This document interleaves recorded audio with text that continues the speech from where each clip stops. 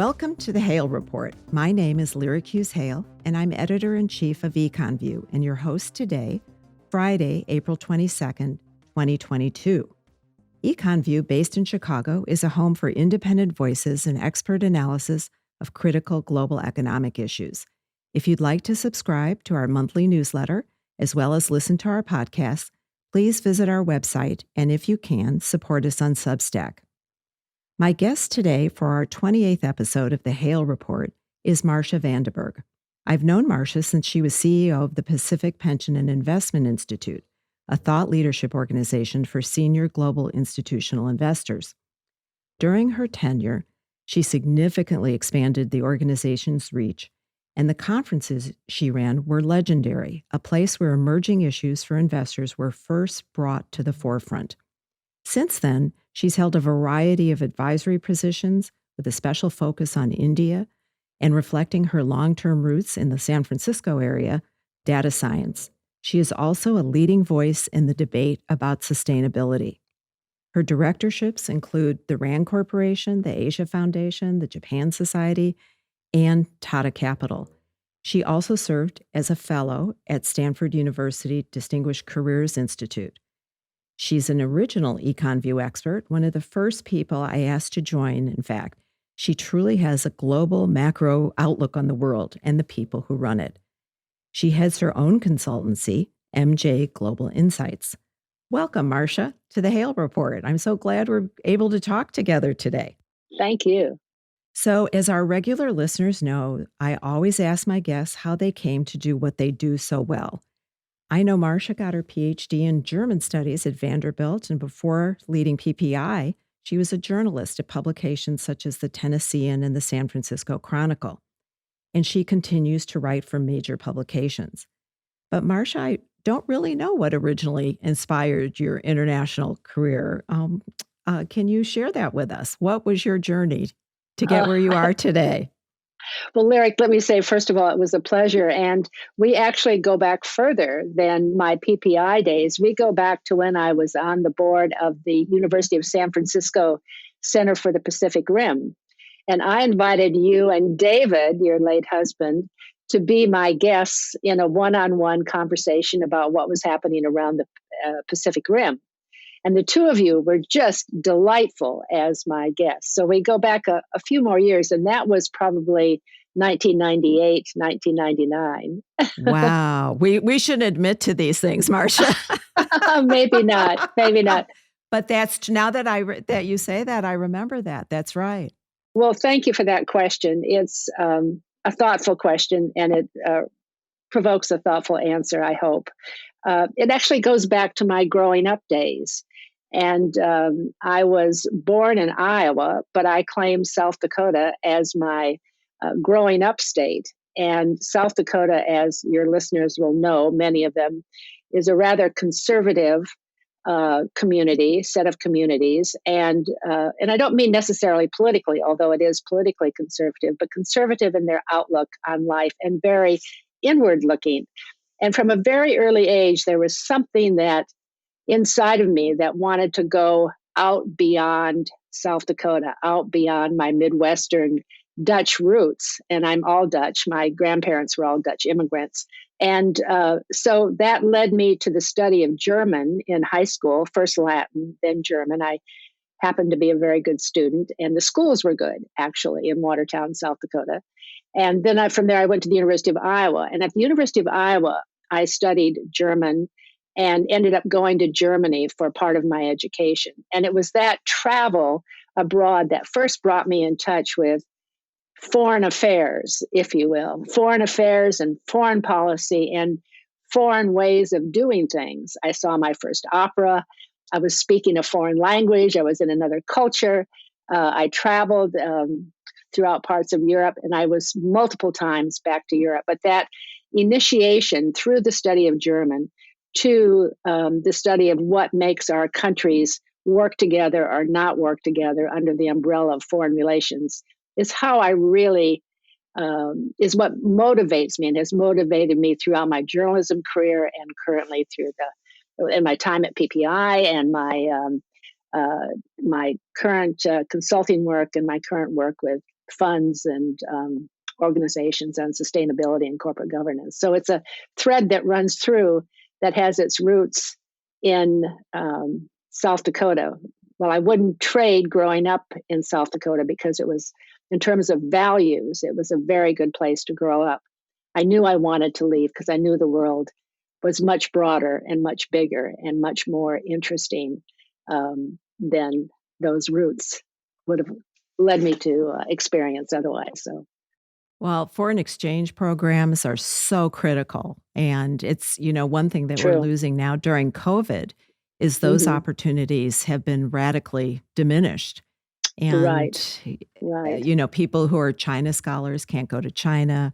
And we're not sending our kids to Europe anymore the way we were for a year abroad. So Hmm. I think we were Hmm. quite lucky. I was an exchange student during high school to Japan. And I think we were so Ah. lucky to Uh-huh. have those experiences. Oh, And I only hope I'm that we do more of it, right? right. I'm a big believer because I think they also give way to adults doing people to people exchanges, which is a critical, that track 3, track 4, however many tracks down the list you want to go, is very important for our countries and our government's ability to get along and work with one another. So I couldn't agree with you more. Well, before we go to your global views, because you have an amazing view of the entire world, but I'd like to ask you, just from a journalistic standpoint, what you think is going on in the San Francisco area in particular. There's the darlings, the media tech darlings are no longer the darlings of the stock market, at least, and they're definitely under fire from various Hmm. quarters.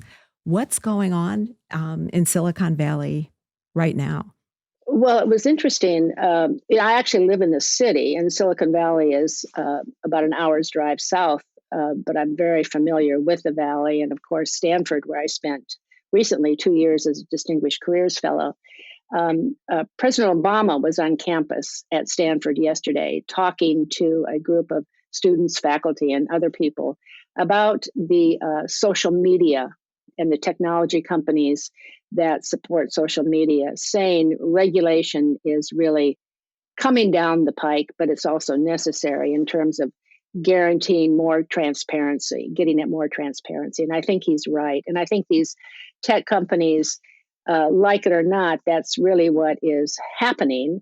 And though many of them are really spending a lot of money on lobbying to try to shape whatever regulation does come forward in ways that'll be more favorable to their interests. I just think uh, it's a part of our life and our world. Technology, social media is now a part of our life and our world that it Right. has to come into some it's got to fit some structures. And I think that emphasis on transparency that the president emphasized is right on the money. I think not trying to constrain their innovation in any way, not trying to constrain their business models in any way, but trying to get them to come forward with more clarity, more transparency about how they do, what they do, and how they use our data that they collect in the process. I think that's a very important issue that cuts right to the heart of many of us and many of our interests in privacy. And then in the city, you asked about where I live. And I would mention, I think San Francisco is in an interesting place politically. It's trying to grapple with its liberal tendencies. I mean, very progressive liberal tendencies, and what that has meant in terms of the running of government. And now the instance of crime and the instance of homelessness and street cleaning and just things that are important to the running of municipal governments. And we're about to have a referendum on the DA in San Francisco, who is a very, very liberal DA. And someone quoted to me yesterday polls that show better than 50% that he will be recalled. That's Oh. the issue on the agenda on the ballot.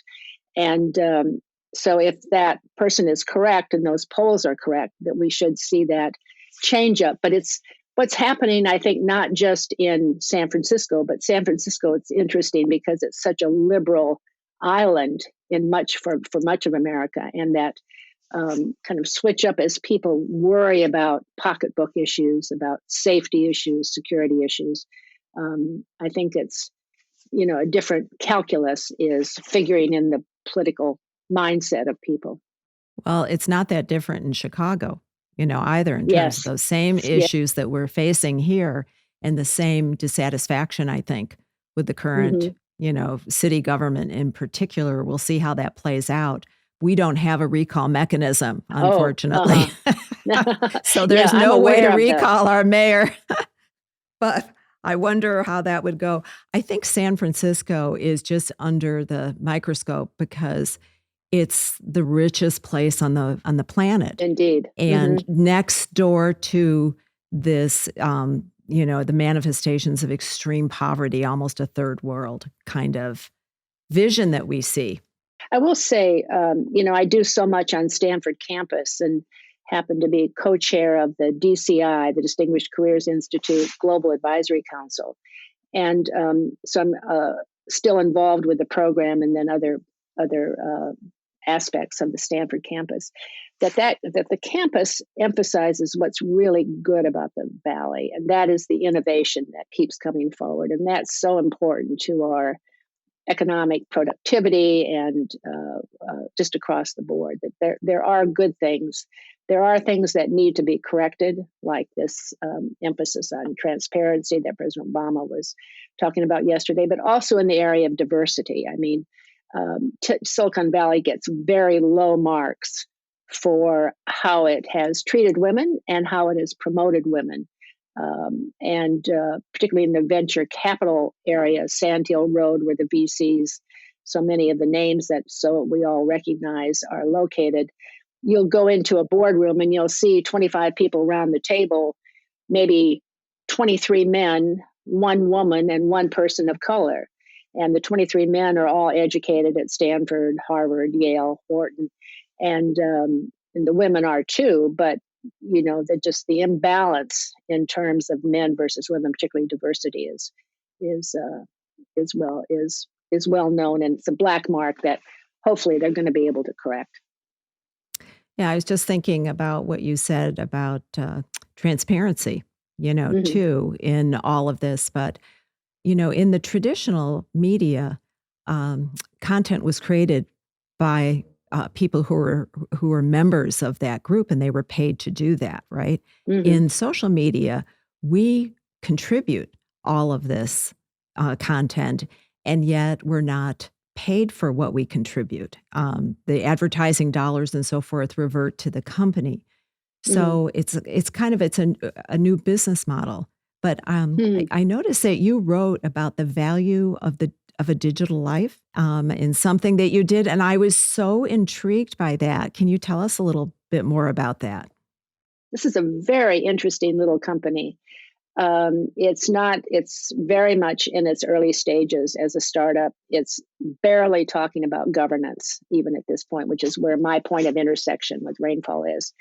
But it was started by a fellow who is Indian by background, Amit Pradham, a very creative, very engaging fellow. And he comes at Rainfall from the point of view, it's not correct that companies, Starbucks on down the line, social media companies have access to our data and we don't get anything in return for it. Its business proposition is to pay people in exchange for sharing their data via the Rainfall system, if you will. And it's they want to do, this is a very interesting thing for me being so focused on corporate governance, is they want a decentralized corporate governance. And if you think about the difficulties, the obstacles of having decentralized corporate governance, where do you place fiduciary responsibility? How do decisions get made? Well, yes, you can make decisions, across the membership, but then how do you do the really critical decisions? The complications of decentralized governance are really front and center with Rainfall. But that is a very interesting sideline. There's another company that I'm an advisor to. I'm on the board of, and it's headquartered in Seoul, Korea. And it was started by a group of young technology entrepreneurs who were catalyzed really by the former prime minister of South Korea, Han Sung-soo. And Dr. Han and I are colleagues on the International Finance Forum, which is an independent organization headquartered in Guangzhou and Beijing. And they meet once a year to talk in an annual meeting, which is what I participate in, to talk about international issues. But Dr. Han is in his late 80s and climbs, walks and hikes daily, terrific shape. And he is now very engaged in these new technologies, blockchain technology and crypto.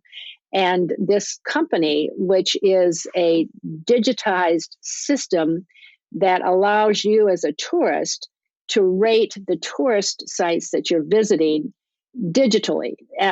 Please don't ask me what the technology is. I haven't looked at it for a little while, but there's a way of it puts everything on the blockchain, and they're doing much more. I'm afraid I'm not doing service to it. At any rate, so I have those two.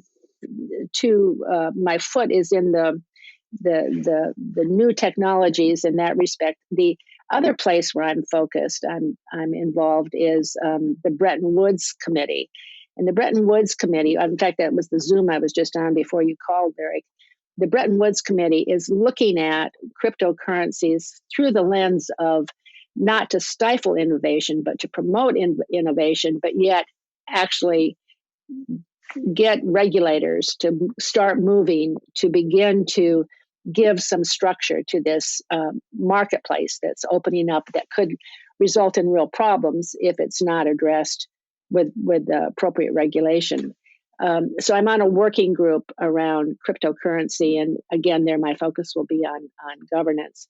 I'm also involved in a group that's yet to begin really working together on climate finance as part of the Bretton Woods organization. They have an interesting model. They tap people like myself to be part of a working group, convene us all via webinar, and then we feed into the production of these briefings and then do some writing on the briefings ourselves. But it's a very interesting way to prove that it takes a village to make a to make a product, to do the writing in this case. Well, it sounds like, to me, I think regulators always trail behind innovation. So it could be what you're describing is so fascinating to me because it's new technology solving the problems that were created by the old technologies. But, on climate change, today is Earth Day. And I read this morning a very intriguing proposal from the Cato Institute saying that the Biden administration should work with the WTO to remove all the barriers to any what they call green goods.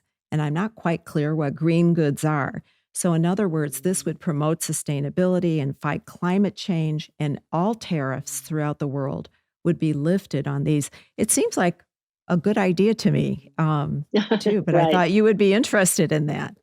Indeed, I am.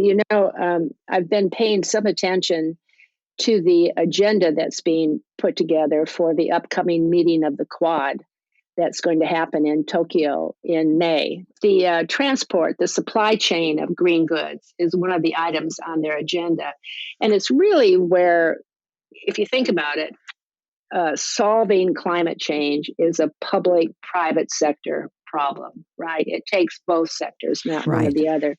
But where the private sector can really weigh in and have the greatest impact, perhaps between the two players, is on the deployment of money to invest and to set up companies that pay attention to their emissions, reduce emissions, pay attention to renewables, reduce their dependency on coal, and then other ways to look at their imprint, their carbon imprint.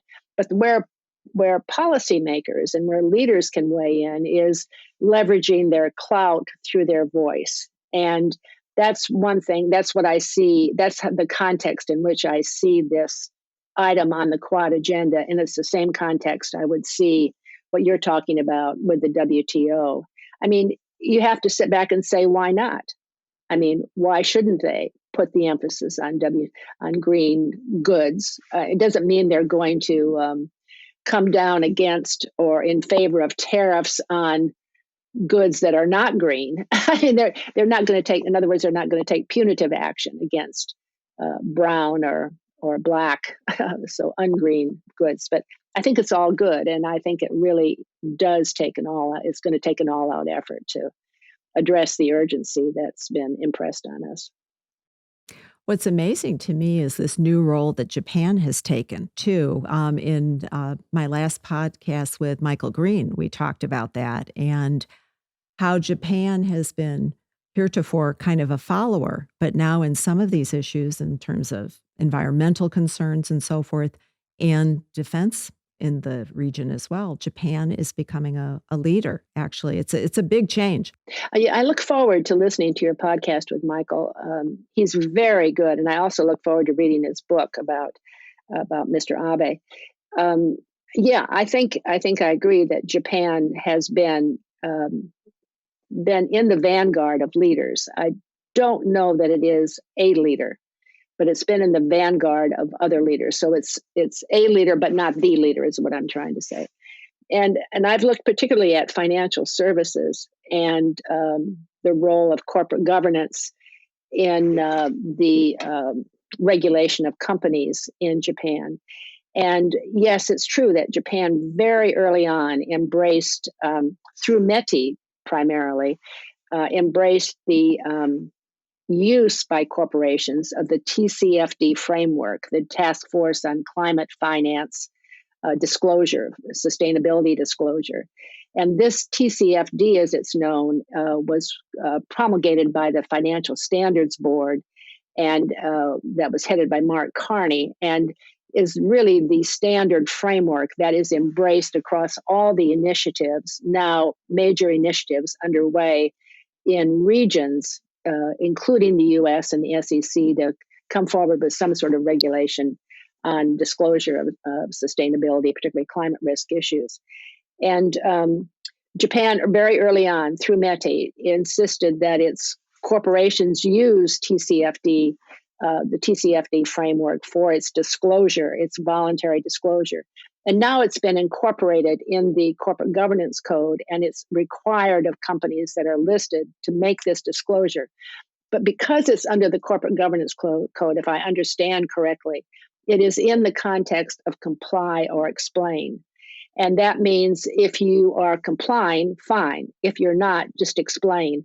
So it's not the same degree of enforcement that we would find with the SEC rule. Say the SEC rule gets enforced and gets on the books and gets enforced. There you've got the potential for punitive action if there's not compliance.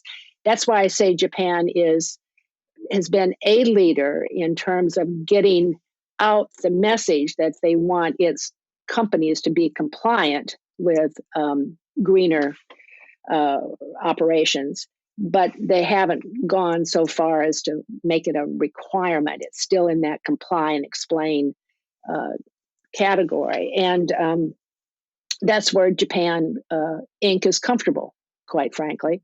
And so we'll see what happens. But there is a strong movement within the FSA, the Japan FSA, to look at the rules that are coming out of the IFRS, the international rules that are being set, the baseline disclosure rules being set by the International Sustainability Standards Board under the IFRS Foundation. There's a strong inclination to embrace those rules for Japan corporations because of their compatibility with domestic issues, their compatibility as a baseline for global for disclosure on a global basis, and you can put on top of that your own domestic issue, your domestic requirements. So you've got kind of a hybrid requirement. So that's the discussion within the Japan FSA, and that's a very important discussion in terms of the effort that's happening under the IFRS, because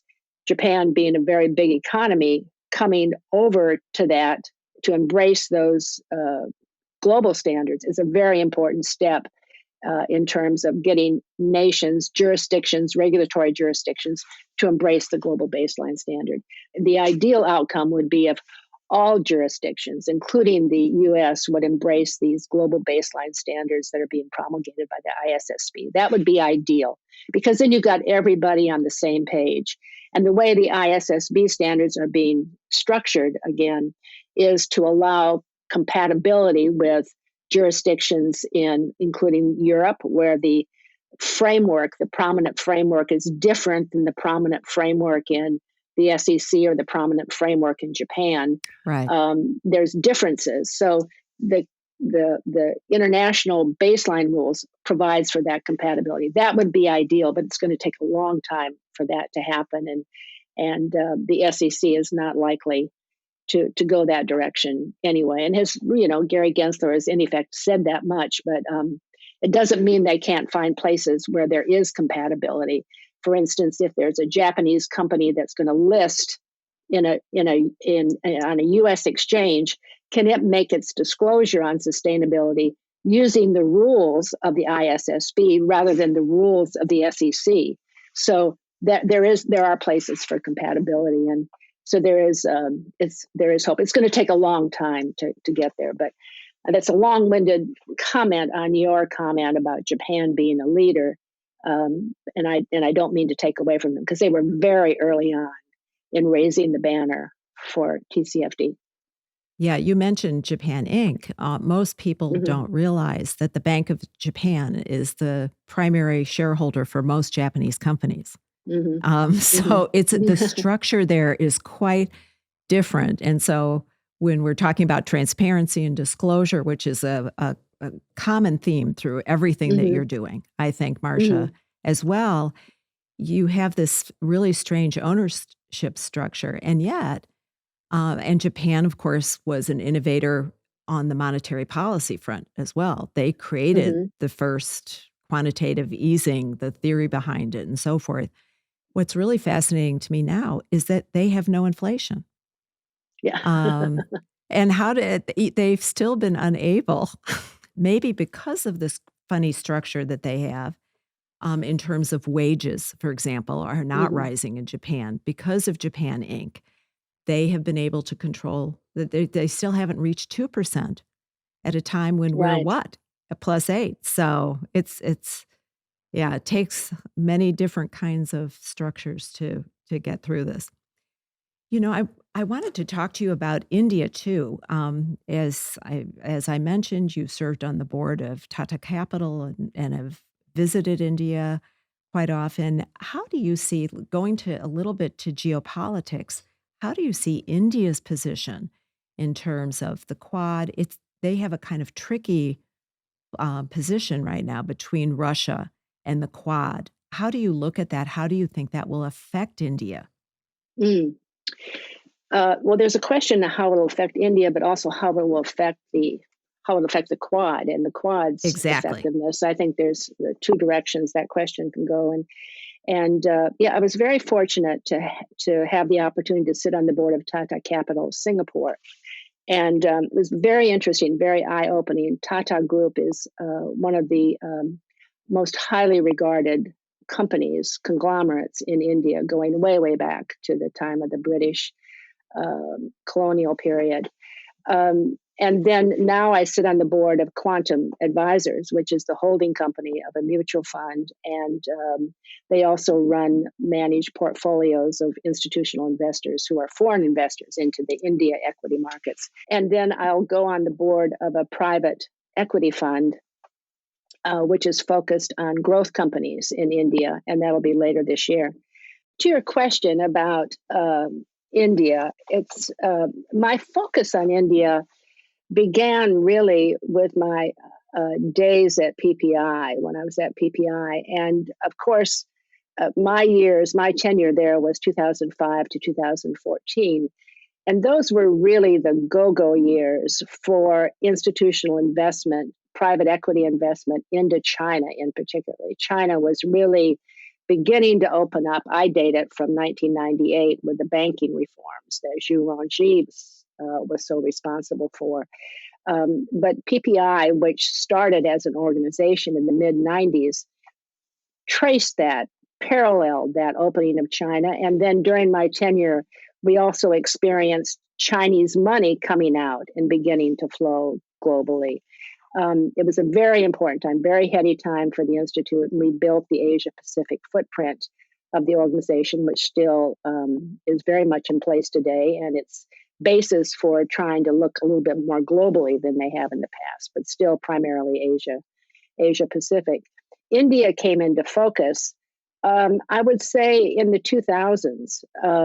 And we had our first India member, which was Quantum Advisors founder, whose board I now sit on. And then later Tata Capital came in. Now there's more, much more, as befits the role of India in the global economy. So I started paying attention really to India dynamics, geopolitical dynamics, and economic dynamics through the lens of this organization that did programming and was educational resource for these large institutional investors. And also my own interest. I was affiliated loosely with UC San Diego's School for Global Policy and Strategy. And they are now setting up an India Center. I'm on that working group to do the planning I didn't for that know working that. center. That's great. Mm-hmm. Yeah. Yeah, they're in the process of hiring a director. And I think it's going to be it is a much needed and a valuable asset on the West Coast for the focus of U.S.-India relations. It'll be modeled much on the China Center at UC San Diego that Susan Shirk has so ably led. So I got looking at it through those lenses, PPI, and then my own interest in geopolitics and geopolitical economy. And it's always, India has always eluded me, eluded a facile characterization. In other words, it's a very complex country, difficult to govern. New Delhi is very important. The national government is very important to the broad trends, but the governance of the country is really dictated down to the village level. There's the way things get run, village to village, state to state, and then federal government or national government to the states is a very interesting study, and it does take some study. So, on the question of India's role in the Quad and India's latest demonstration of its embrace of Moscow, its refusal to condemn Moscow for its aggression in Ukraine in the United Nations. There has been a series of votes in the United Nations, all of which India has abstained from. I might say New Delhi was quick to follow up with statements saying, we still embrace the sanctity of borders of sovereign countries. This is not to say we are backing off at all from that. It's just that we don't condemn Moscow. And it's a complex rationale, I think, that has historical underpinnings, a legacy that probably goes back to the time of colonial times in India and the very brutal independence struggle that India had to throw off the British. And then that was followed by the strife over the split of India into two countries, into Pakistan and India. And then that was followed by the years of Nehru and a non-alignment of Indian politics with, particularly with Western impulses. So it's a complex legacy, very much in keeping with the complexity of the country and why it's very difficult to sum up what India is or India isn't in a few words. So you have this history that has included from the time of Nehru forward and certain affinities with Moscow, the USSR, then the USSR, and affinities with Moscow and the leadership.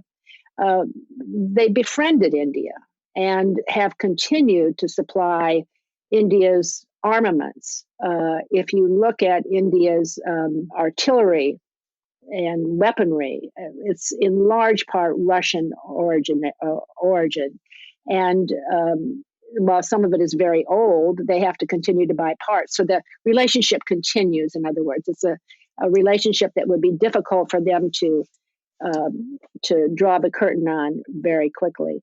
And then, and since Pakistan and China are close, exactly, it's very complicated. Yeah, exactly. And then you mentioned the current questions around Moscow. It's very complicated for the Indians because they look at this alliance between Xi Jinping and Putin, and on the one hand, they've got this sort of cheek by jowl relationship, and it's while Putin is someone who they're not going to condemn, Xi Jinping, on the other hand, is the leader of a country that poses a real threat to India on its northern borders. So, and then China is also a big friend of Pakistan, and it's in this case, the friend of my enemy is not my friend; it's my enemy. So, I think so you have complications that have to do with legacy and history, and then contemporary politics, and then practical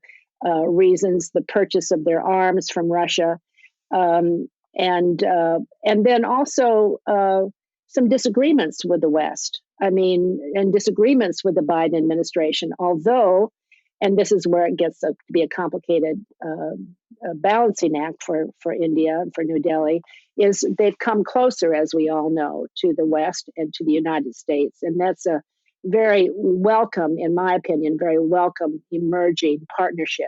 And I think it is stronger than what we sometimes give it credit for being, just because that's the direction, I think that's the direction of play for New Delhi, more so than the Xi Jinping-Putin alliance. And so that plays out in the Quad. And when they meet in May, the issues will be on the table. There'll be practical issues, once again, having to do with COVID, having to do with supply chains, having to do with cybersecurity, practical things that governments can do together that are not necessarily threatening in the region. Now, China has been quick to characterize the Quad as anti-China, and frankly, it is intended to push forward to advance the role of the U.S. in Asia, but also the role of rule-based democracies and as in throughout the Asia Pacific. At any rate, I wish they were listening to you, Marsha. I wish you were going and advising the State Department. You know, I was really surprised when I saw that, I believe it was Secretary Blinken, went into a meeting and he criticizing India for its human rights record. At the same time, he was asking them to help with Russia. So the complexity that you're describing, I think the State Department needs your vantage point. Well, I have to say I agree, not necessarily my vantage point, but, I don't know Tony Blinken. I wish I did. I do like him as Secretary of State, but there's been a similar situation, and I happen to be a supporter of the Biden administration, but been a similar situation in Saudi Arabia, and where the diplomacy seems to escape the presentation, and with the Jake Sullivan and all that kind of the shouting match. Yeah. I think you have to think what matters today and what matters tomorrow. Right. Although I think the administration is a political administration, and I think there is a wing of the party that really objects, and I understand the objection to the treatment at the hands of the Modi government, and the head of the government is a distinctly so Hindu nationalist. So, and his treatment of Muslims has not been good. I just wonder how many wars, we can fight at the same time, and, how we prioritize things so that we attain more of the goals that we need to in a practical way. Which is the definition of diplomacy. That's right. Well, COVID has changed so much, and this war that we're just talking about has changed so much. I had a conversation last week with a mutual friend of ours, Robert Madsen, about energy. And one of the things that he said is that this turnaround, and this goes back to your issues of sustainability and environmental protection, and that he felt that Germany, although they said that they are going to uh, uh, turn the lights back on in their nuclear Mm, facilities and so forth, he feels that as soon as the war is over, that they're going to forget about that. And they really haven't asked the German people if they're in favor of nuclear power again. There was a reason mhm. that they unplugged those facilities. Do you think that some of the things that have been happening will rapidly, we're in the middle of it now, so maybe it's hard to see. What do you Mhm. think are some of the lasting implications from the war in Ukraine?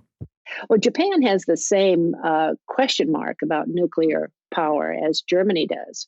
And my guess is the Japanese would be closer to turning the plants back on than the Germans would be. It just depends on how serious it gets, how difficult it gets, particularly for the Germans. And the Germans, it's either the oil or the natural gas. I think they still continue to get one of the two from Russian supplies, if I'm not mistaken. There's still Right. some cushion there, and then it depends too on the extent that the Biden folks in Washington are able to come up with solutions for the constraints on the supplies into Europe to offset what's being lost as a result of the sanctions going in with the war. I don't think the war is going to be over anytime soon. I think it's really in for the long haul. And so anyway, I think what remains to be seen whether they turn the nuclear power plants back on or not. I don't think they'll do so willingly. In other words, I don't think it'll be a proactive decision. It'll be if their backs get pushed further to the wall. But I think Right. from a broader perspective, Lyric, I think the shadow of that war is lengthening over the global economy. And it's going to continue to further constrain supply chains. And that's going to affect supplies, and that's going to affect inflation. And that's going to make it very tough for local governments, national governments, local governments to hold their own. I mean, Macron has now moved way out in front of Marie Le Pen, but going into that first debate or that debate last week, she was considered a credible challenger. She still is a credible challenger, but a challenger who could conceivably upset Macron. I think that would be disastrous, not only for France but also for Europe and also for the whole Western Well, alliance she vis-a-vis says she Russia. wants to leave NATO. Yeah, She yeah, would take yeah. France. That's right. That's for starters. So anyway, so I think that's where the implications of the war are the most serious, and how that trickles down to your life and my life. I think where it's going to be inescapable. I mean, it's going to be very, very difficult. Talking again about the Quad, the Australians have an election May 21st, just 3 days before the supposed onset of the Quad meeting in Tokyo. And that could be a change in government there. Scott Morrison could lose his seat. We're looking at midterms in this country, and the Republicans are marching right ahead, and the Democrats are struggling to, keep their place. Are going to be struggling to keep their place in line. The shadow over the global economy is going to affect our local politics too. There's just too many pocketbook issues that come to the fore as a result. So I think I don't know. I heard a fellow journalist talk about this yesterday, and I think it's very interesting. Another implication of the war in this country has been to actually unify, not 100%. not in lockstep, but unify a very fragmented, fractious polity in this country. And I think the war has come into our living rooms, into our kitchens. We really have very immediate responses to what we've seen. Gosh, what we've seen is certainly not what they've experienced over there, but people have opened their pocketbooks. I had a friend who was in Ukraine as a Fulbright and had to leave, and she was staying with us for a few days after she came back from Ukraine and Warsaw. And she remarked, this was in early March, she remarked that something like $8 million had been raised through the charities that she was involved in on behalf of the Ukrainians. So it's very much with us. And I think it has brought some sense of togetherness, whether we're red states, blue states, whatever side of the aisle you're on in Washington. I think it's true in Washington too. So there's that little bit. Will it fade once the war fades? War fading couldn't happen soon enough, but who knows? Will the alliance fade when the war fades? Who knows? The positive outcome on that score, once again, on that broader basis, is that the Western alliance has acted as an alliance again and has added Japan, added Australia. And I think that's really important geopolitically for this country and this country as a global leader. So multiple levels. Multiple levels. The thing that concerns me is this bifurcation that we're seeing of the global north and the global south. And, India is part of that picture as well. And Russia and China are definitely becoming closer together as a result of all this. And emerging markets, as we raise interest rates, we are going to see more defaults, I'm sure, in emerging market countries because their dollar-denominated debt, their borrowings went up. It's $100 trillion in emerging markets right now in terms of their debts. They're not going to be able to pay them.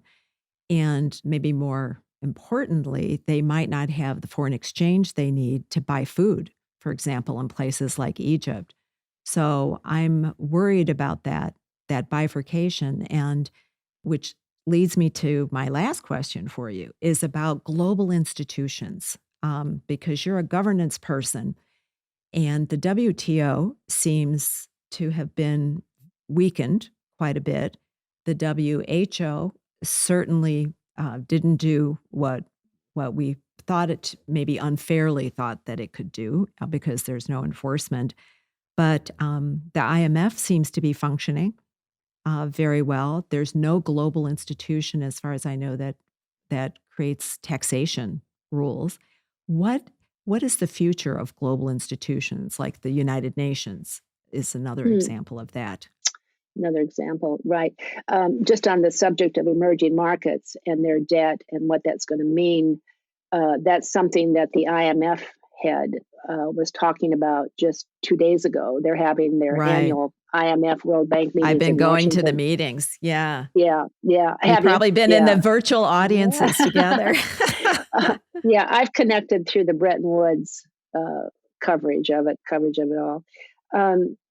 The future of global institutions, I think they're necessary, but they're always going to be under strain. I mean, they're some are better than others, and the WTO has taken whacks, not just because the Chinese have taken advantage, but also because you had an administration preceding the Biden administration, after Obama, the Trump administration, that really gave institutions like the WTO no quarter. I mean, they all could be dismantled and packed into history books, and the Trump administration would have been very happy.